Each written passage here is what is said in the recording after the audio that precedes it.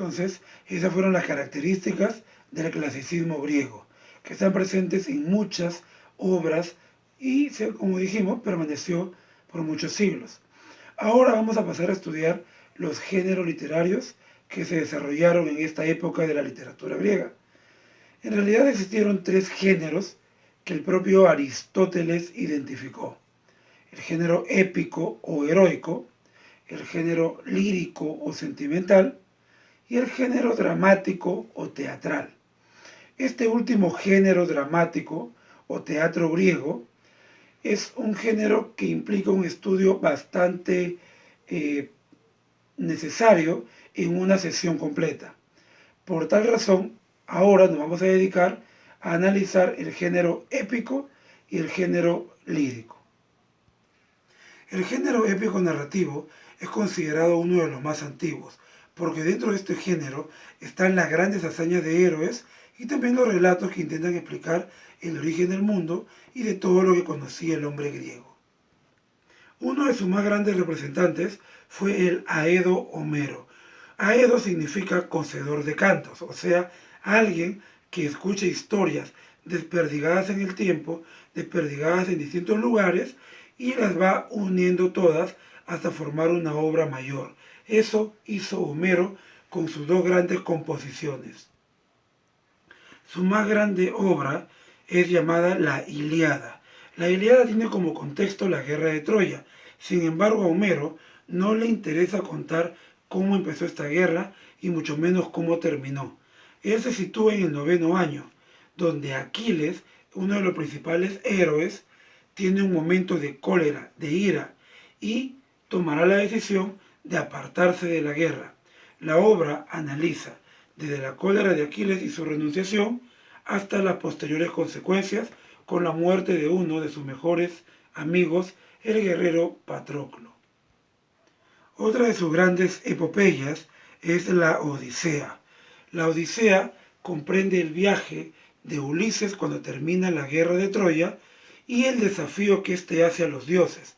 Por ese desafío es castigado y se pierde 10 años antes de regresar a su tierra.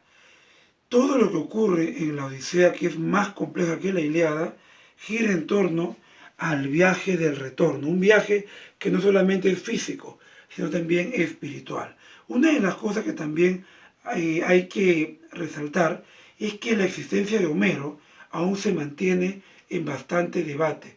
No hay una certeza de que él haya existido, inclusive la palabra Homero en griego significaba ciego, ya que se atribuía que este compositor había quedado ciego desde muy niño y todas sus epopeyas las había construido de memoria y de oído. El siguiente representante de este género fue el compositor Hesíodo. Hesíodo va a interesarse porque las historias, los mitos y las leyendas que ya existían tenían muchas versiones, y esto debido a la oralidad de las historias. Como no habían mitos escritos, la gente contaba distintas versiones de cómo pudo haberse originado el mundo o cómo pudieron haber nacido algunos seres mitológicos. Entonces Hesíodo se va a poner la tarea de construir una gran obra. Esta obra fue la Teogonía. En la Teogonía, Hesíodo va a ordenar, como le decíamos, todas las historias y leyendas, desde el origen del mundo y de la vida, con el caos, hasta la época de los titanes y de los dioses, y luego los semidioses y los héroes que habitaron la tierra. En algunos casos, Hesíodo va a conservar las dobles versiones de los orígenes de algunos seres mitológicos. Por ejemplo, tenemos el caso de Medusa. En una versión se dice que Medusa era una mujer hermosa que por haber tenido relaciones sexuales con un dios en el templo de Atenea fue castigada y convertida en esa monstruosidad. Pero otra versión manifiesta que Medusa siempre fue así, ya que formó parte de las 3 gorgonas que existían en el fin del mundo.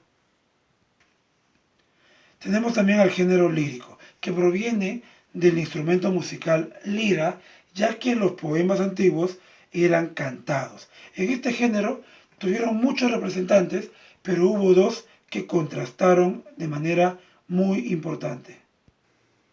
Uno de los poetas más importantes fue Píndaro. Píndaro, entre otras obras, publicó los Epinicios, que eran poemas morales y de reflexión filosófica sobre la vida.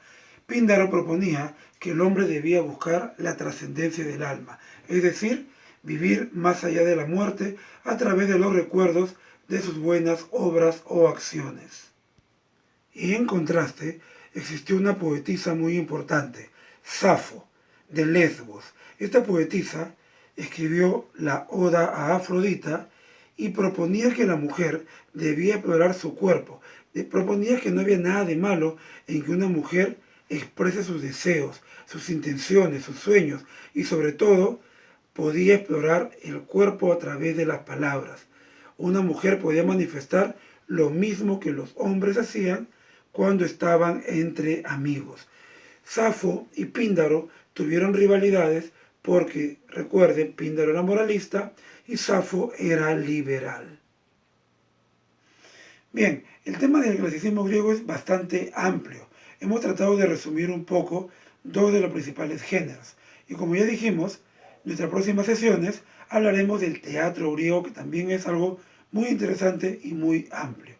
Esperamos que hayan podido comprender lo que hemos presentado de manera muy sucinta y recuerden cualquier duda a través de las redes sociales. Desarrollen sus actividades y nos vemos en una próxima oportunidad.